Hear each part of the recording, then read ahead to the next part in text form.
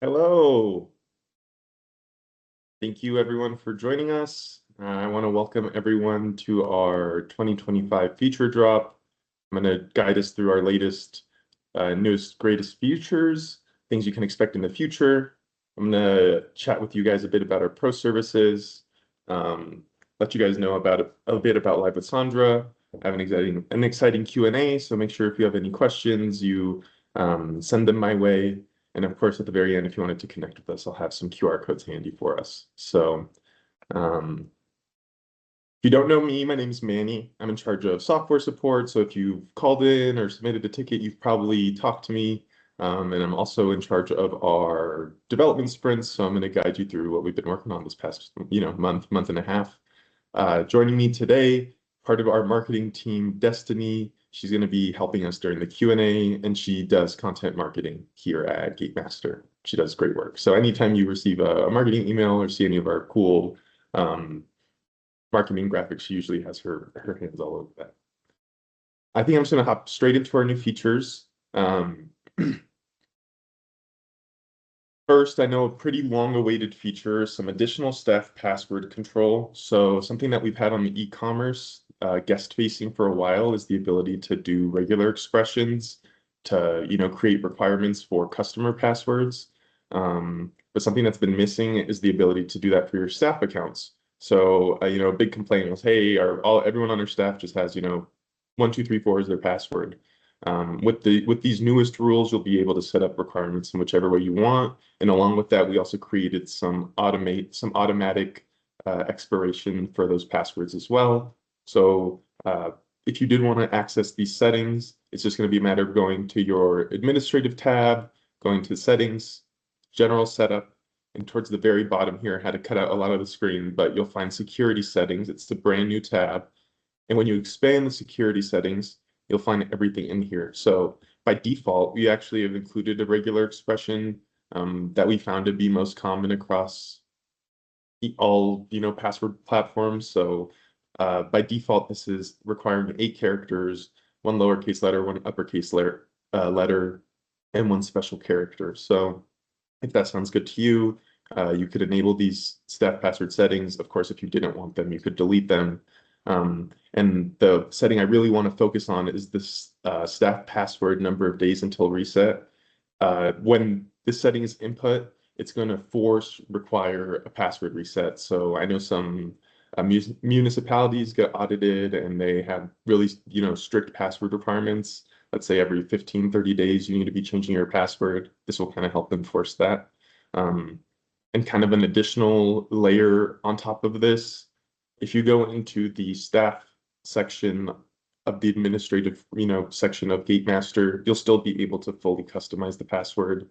And say you wanted to give someone, a temporary password. These password complexity rules don't apply to admin users when you're making high-level changes like that. So you still have full control if you wanted to make an easy login for a staff member's first time. Moving forward from there, something we're really excited to announce are some additional access validation responses. So to the right here is the old validation response for if you scanned a guest account and either their benefits had expired or they had already used their benefits for the day. The only response you would get was no match found. And we know that left a lot of room for improvement. So we were really excited to show these new access node responses specifically for season passes and their entitlement benefits. So specifically, if they have a valid entitlement, but the quantity was exhausted, you'll get this left response, the entitlement quantity exhausted. Or if they still have benefits left, but it's already been used for the day, you'll get this new failed response. It's similar to our tickets, where it'll show you when it was most recently used, the benefit that we're referring to, and then the guest account that we're also referring to as well. So we're hoping that with these additional access validation responses, we'll be able to, clear up some of the obscurity that we've had around, just no match found, since that can mean they didn't buy a pass at all, or that they ran out of, their pass benefits and they just need to go redo some stuff, or maybe there's an error and they didn't mean to have it redeemed today, something like that. So really great for transparency and having your operators just know more and empowering them with knowledge. Moving on from there, another, quick and quirky setting here, we added a watermark option on the point of sale. So on the right here, pretty faint. I think it's around 50% opacity. You can add whichever image you like. Just by default, we added a Gatemaster one there, but if you go to your general setup again, and just above the security settings, you'll see these POS settings. And when you expand these POS settings, there's a new watermark option. We're recommending around 350 by 350 pixels, like a square image. But of course, feel free to try out different kinds of watermarks. But the result is going to be on your point of sale in that itinerary area where items are listed when we're purchasing them. You'll have some pretty customized branding. So if that's something you're into, you have that option out. Lastly, something I know we had been talking about for a minute, we overhauled the self-serve kiosk UI as well as streamlined some of those workflows that we found were clunky or were getting like complaints about specifically. So to the right here, you'll see a bit about it, but kind of for that full view, this is the customer kiosk. We were really hoping to get like a multiple column setup going, but due to the unknowns of like category sizes, we found that having a really reactive UI here was more trouble than it was like helpful. So we decided to keep it, just the rows of the categories, but definitely spruced up the view and definitely worth checking out if you haven't used it yet. And specifically the workflow we touched up was the void. So if, let's say for any reason there was an error with the customer card, like the banking institution started a void for whatever reason. In the past, in this really rare scenario, it would actually prompt the customer with like the void response, which is a no-go. So we created a new prompt specifically on the customer kiosk where they'll get this, please wait, the team member is on the way message, and simultaneously a message gets sent out to every administrative user that's in Gatemaster. So all the emails and phone numbers we sign up in the settings to let them know, hey, you need to come into your PIN and void this transaction for this customer. So just making sure, everything works a little better here as well. And definitely make sure to check out the full feature list. I do have that uploaded in our forums, in our support portal. So yeah, well, there's a few additional bug fixes and even some features I didn't discuss here today. And if you have any questions specifically, feel free to email me or open up a ticket. And specifically, if you're getting any of those features we just talked about set up and those descriptions weren't good enough, we can definitely help you out. Excuse me. And now for a preview of upcoming features. I know we fulfilled a few of our prototypes here, so I'm excited to announce a few new things. First, I think we announced this last feature drop, but we have a location manager coming. This is going to be a way to kind of overhaul our multi-location setups or really just kind of get more management over every location you have in your system. So we're still fine-tuning this, but our goal is to release this in our January release. And I'm very excited for this one. Specifically, our tap and go access control is very close to being done. We're putting the finishing touches on specifically the Apple end, but it's going to be really cool. There are some caveats specifically to the Apple, but we can talk more about that when that's all finalized. But having tap and go is going to be great. And if you have an Alvarado access node, it's going to work, out the box when the feature is released. You'll be able to take advantage of the new tap and go. Another highly requested feature since we've added the Google and Apple passes, a gap that we didn't realize initially was they're only available for digital purchases. So if someone walks up and does a purchase, or let's say we have to do an exchange of some kind, we're actually currently not able to deliver digital passes.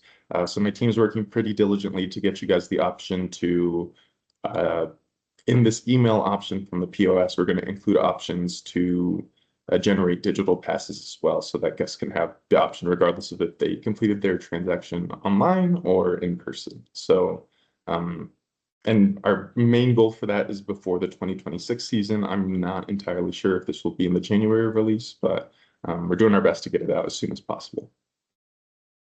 Another one I know a lot of people have been asking for over the years, we're doing some automated report delivery. So currently we're still kind of in the formulation prototyping phase, but it's looking like it's going to be a series of rules. So you're going to set up, hey, send this report to this person at this time, and it'll on a daily occurrence, send them like a generation link so they can just click on it and view the data you'd like. So if you have maybe some automated workflows or things like that, this is going to be, great addition to save some time in your daily operations. And lastly, I think our dynamic pricing reports are one thing we're touching up. I think moving into this 2026 season, we have a lot of people that have picked up the dynamic pricing. So we're wanting to get this information to you since currently we're still doing a lot of it manually. So taking some of the load off of not only our operators, but some of our support team and things like that as well. And tentatively, like I mentioned, I think we're going to aim for January for this next release, specifically later January, but obviously reserve the right to maybe a few weeks early, maybe a few weeks later, just kind of depends on how those work items work out. Jumping over to our pro services, if you need any pro services, feel free to contact our support number or our sales team at sales@gatemaster.com.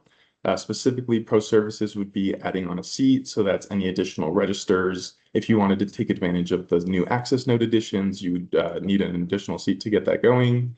If you wanted to do, corporate sites, those self-serve kiosks that I just showed as well, those are all pro services. So make sure to reach out.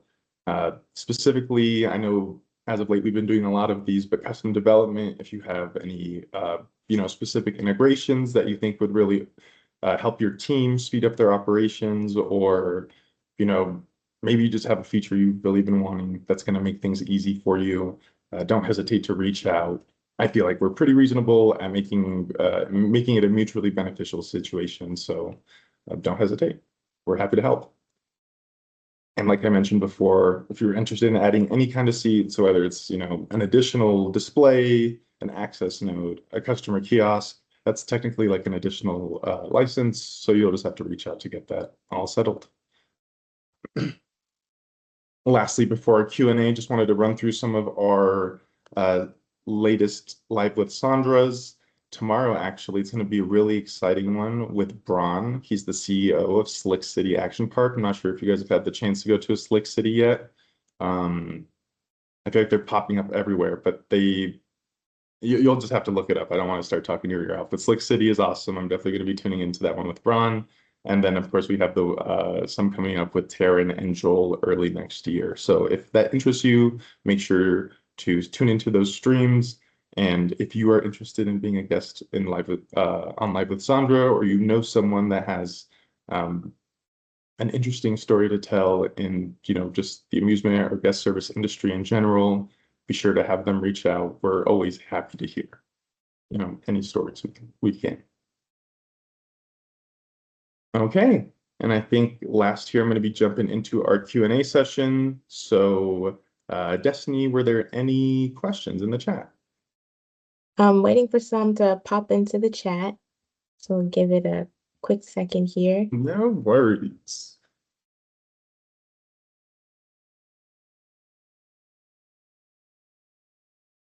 I guess in the meantime, while we wait, I think I had one question. Oh, let's see.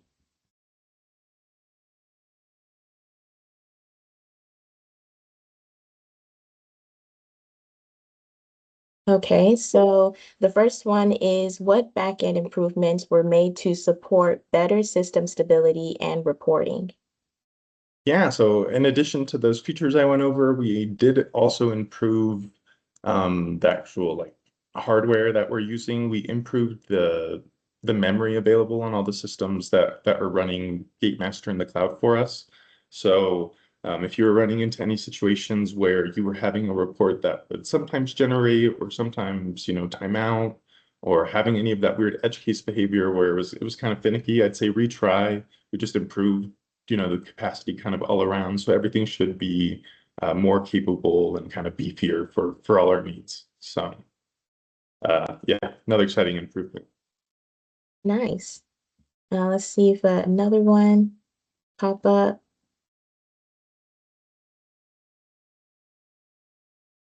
What was the thinking behind adding a watermark option to the POS? Yeah, I think especially with Gatemaster, we're pretty proud in our white labeling, but until now that's been pretty exclusive to the e-commerce. So just as an easy way to also add some additional branding on the point of sale side, we thought our watermark would be the quickest and easiest way, aside from POS colors and things like that, which aren't always even related to your branding anyways. A lot of time it's more like operations focused. So um, just another quick way to kind of have that reminder of where you're at, the culture you're building, the team you're with. So I feel like it's little things like that, but um, I don't know, help build a great team. I know it's kind of silly to think that an image can do something like that, but it's the culmination of all the small details around you, right? So just doing our part. Cool. And then one last question. Can you walk us through how operators benefit from the improved entitlement validation responses? Definitely. So, like I was showing in the past, we really would only get the not found response if it wasn't validated. So that really left a ton of room for guesswork. So the customer could argue, no, I bought this, and you really wouldn't know unless you went to a point of sale and investigated further. Whereas if you scanned with the tickets, all our tickets had pretty detailed responses of what exactly happened. Hey, this was used this date. No, this isn't available at this access node, things like that. So kind of just to bring it up to par with our ticketing.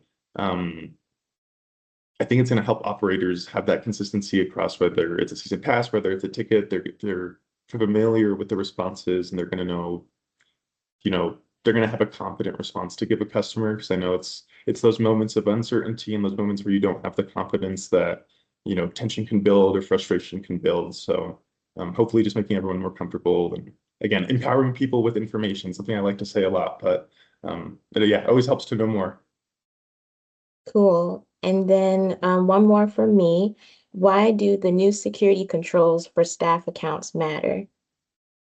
Yeah, again, in the past with no requirements, people were pretty lax on their security if they weren't, like, I don't know, personally a pretty secure person. It is just easy to do 1, 2, 3 character passwords. So with the new requirements, we can actually, enforce some additional security. And specifically with the password expiration, I know that's becoming more and more common.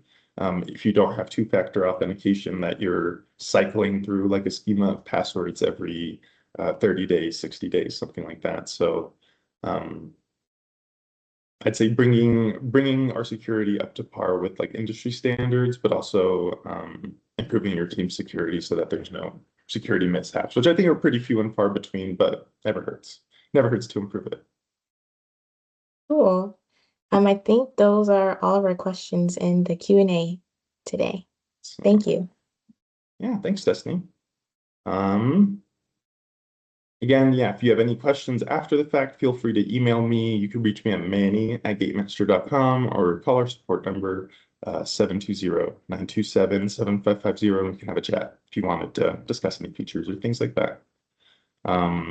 If you wanted to stay in contact with Gatemaster in general, you could follow our, LinkedIn, YouTube, Instagram, all available at this QR code here below. Or if you look us up, our marketing team does an amazing job of making sure our SEO is pretty good. So I don't struggle at least to find us, but look at Gatemaster Technology to find us on most social media platforms.